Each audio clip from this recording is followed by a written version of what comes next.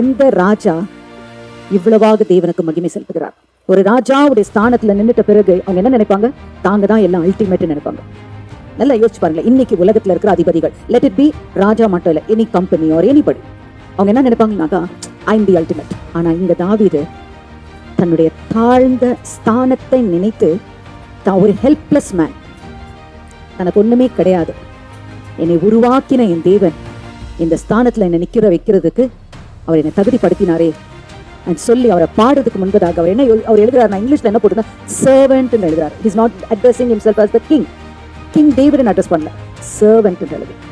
இந்த சர்வட்டியூடைய ஆட்டிடியூட் பாருங்களேன், அந்த தாசனாகி தாவீதுக்குள்ள இருந்தது மனத்தாழ்மை. இன்னைக்கு இந்த பாயிண்ட் நம்ம யோசிக்கணும். எத்தனை பேருக்கு இந்த தாழ்மைக்குண்டான எண்ணம் காணப்படுகிறது?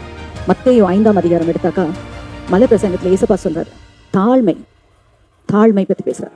ஆவியில் எளிமை உள்ளவர்கள் பாக்கியவான்கள், பரலோக ராஜ்யம் அவர்களுடையது. சோ இது இந்த பாயிண்ட் தான் இந்த 18வது சங்கீதத்துல இந்த ஃபர்ஸ்ட் இந்த ப்ரிஃபேஸ்ல எழுதப்பட்டது. எளிமை, தன்னுடைய ஆவியில எளிமை, கர்த்தருக்கு முன்பாக தன்னை தாழ்த்தி தேவாதி தேவனுக்கு மகிமை செலுத்துறார். இது ஒரு பாயிண்ட்.